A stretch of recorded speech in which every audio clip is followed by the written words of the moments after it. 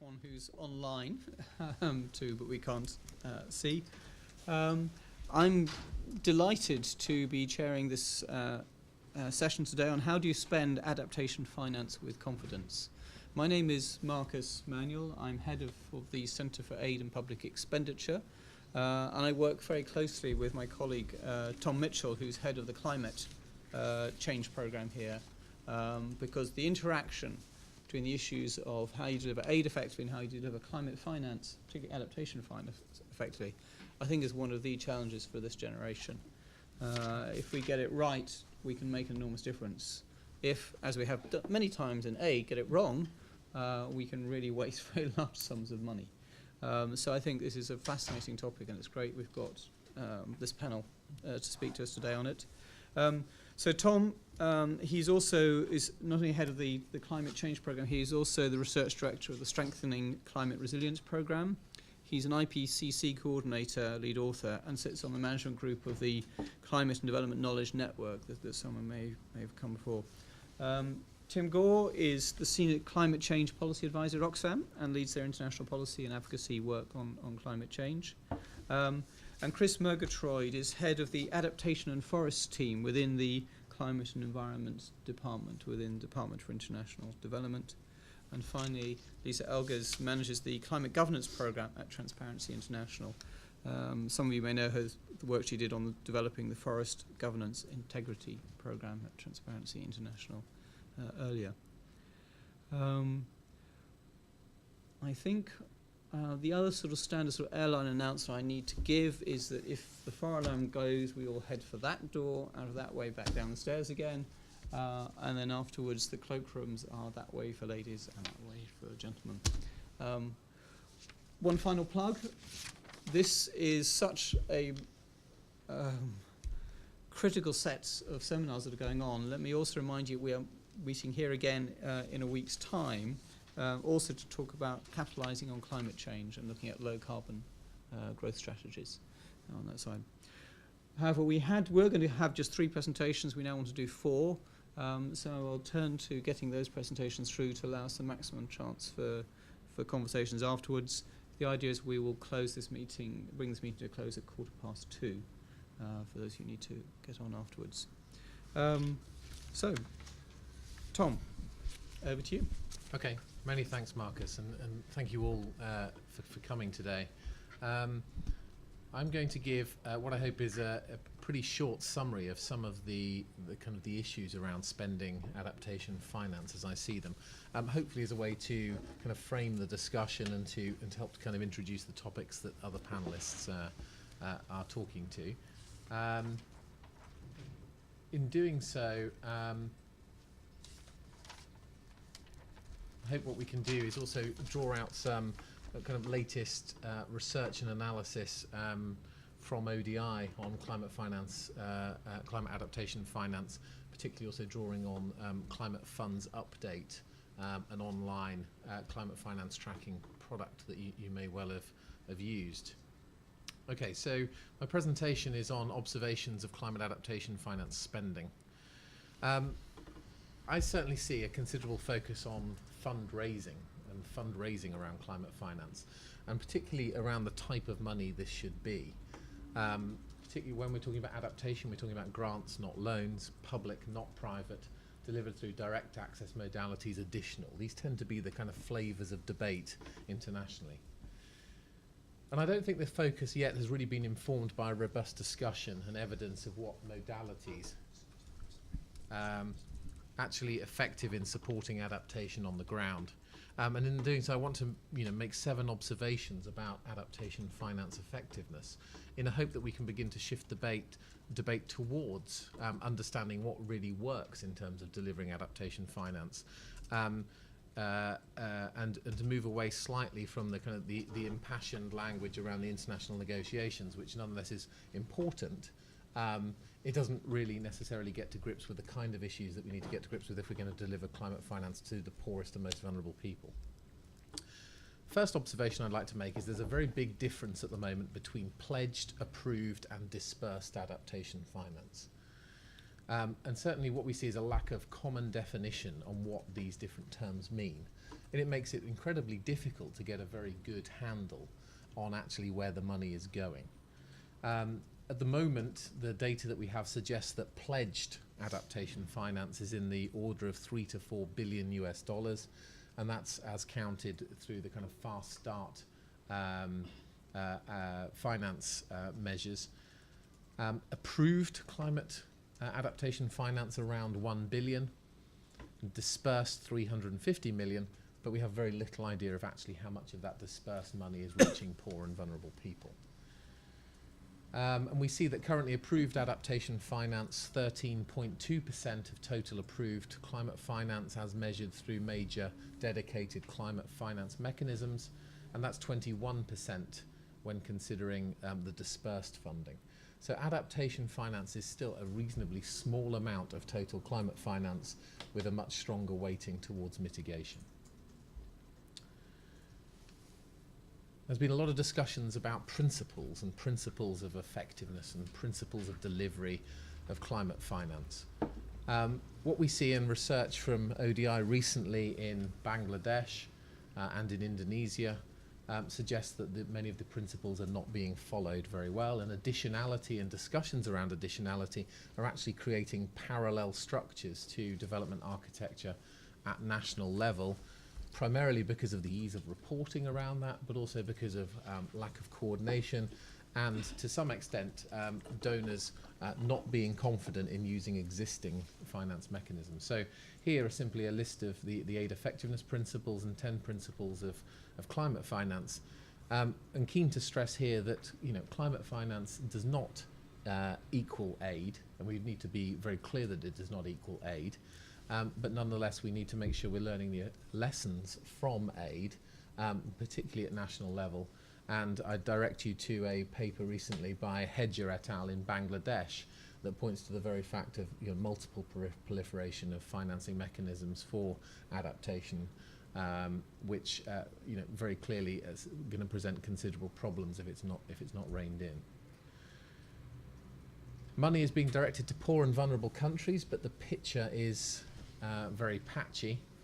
This is a map from Climate Fund's update looking at delivery of adaptation finance. You can see the darker blue colours are countries where there's been more finance approved, and the grey colours where there's actually no money through dedicated climate funds has actually been delivered to those countries.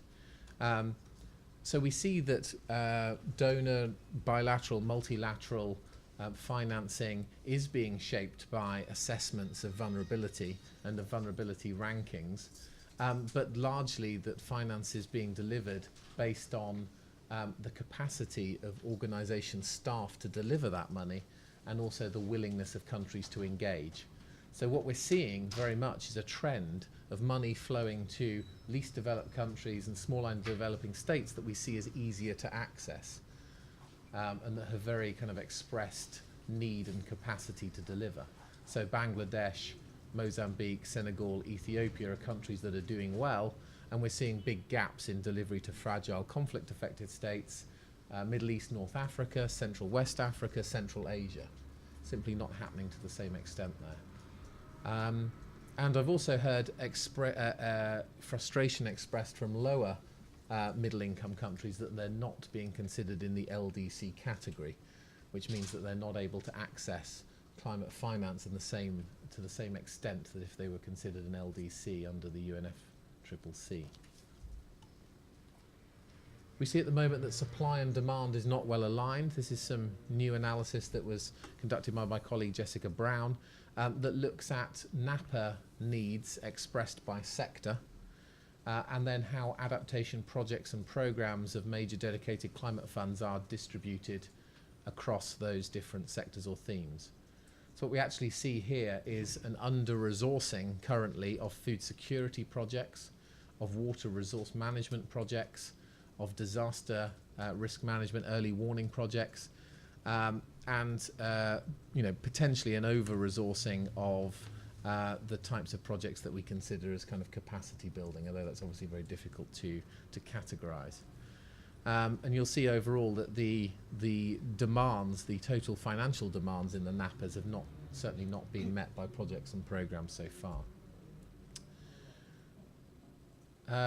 Also, I think we need to be aware that where there's been a vast majority of emphasis placed on the grant component of adaptation financing, grants may not always be as effective or as popular as loans among recipients. And we've got some good analysis here at ODI that looks at kind of grants versus loans. And here I'm not going to go through the table in a great degree of detail, but there is a good rationale for concessional loan financing in certain cases. And certainly anecdotally, the pilot programme on climate resilience, the loan financing component is oversubscribed, whereas the grant financing component is undersubscribed. The primary reason for this being the ability to use the concessional loan component to engage the private sector. But equally in the countries where they are looking to draw in more of the concessional loan finance, there has been protests, thinking about Nepal here, against the country accepting that loan finance given its adaptation money. I think there's very limited agreement on actually what adaptation finance is supposed to achieve. Certainly the MRV, the monitoring, reportable, verifiable component of adaptation is poorly developed within the UNFCCC, and there are multiple actors working on the M&E of adaptation at different scales. There's some tension, I think, between what we consider as executing adaptive actions or adaptation actions under conditions of uncertainty versus building adaptive capacity and measuring both of those and understanding when to support one or when to support the other. And then are we confident the kind of process-based indicators that we're requiring are accurate and can actually have a predictive quality over time? And I think there's a lot of debate about the poverty reduction metric. Is it vital that adaptation finance has a poverty reduction metric associated with it when strictly under the auspices of the UNFCCC, that poverty reduction metric may not be necessary, but I think what we understand is that poverty and adaptation are very closely aligned and that we need to look at kind of multiple ways of assessing adaptation effectiveness. And I think we also have got little understanding about what adaptation in the international system really means.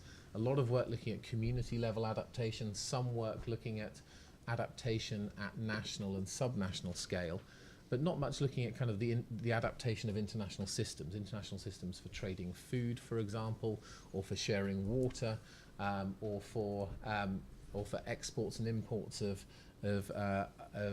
minerals, for example, and how they're affected by different climate impacts.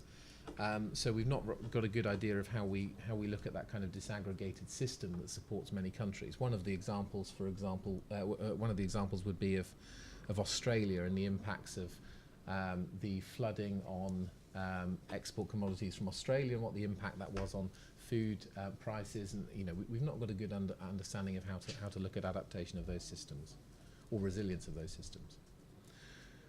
I think we also see that evidence on the relative effectiveness of delivery channels and instruments is missing.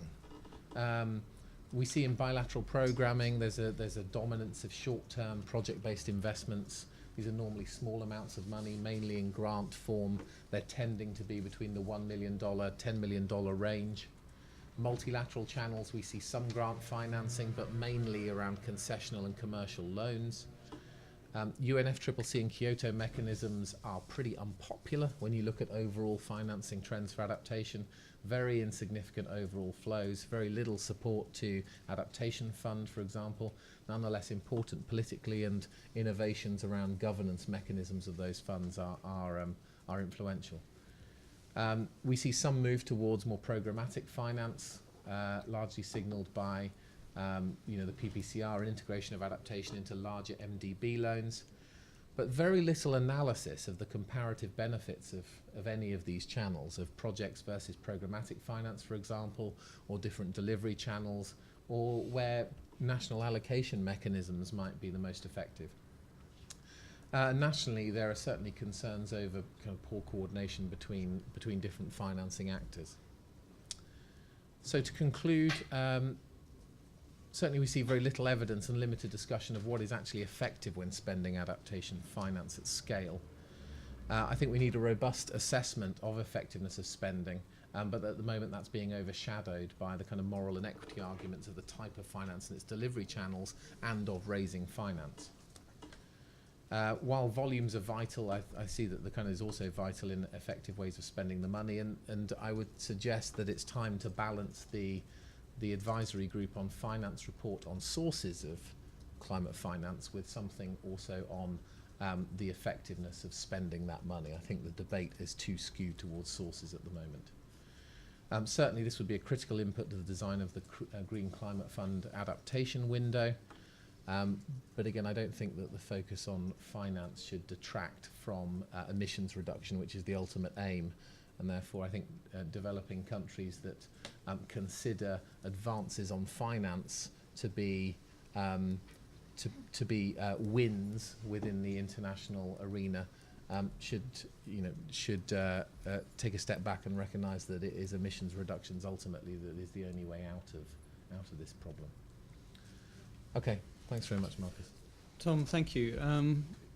I think in the interest of time, we are just going to have to take the presentations fairly straight. Otherwise, I think we'll risk squeezing out presentations at the end. So if I could beg your indulgence for the patience to go through that, can I just take you straight over to Tim? Sure. Thanks. Can you hear me?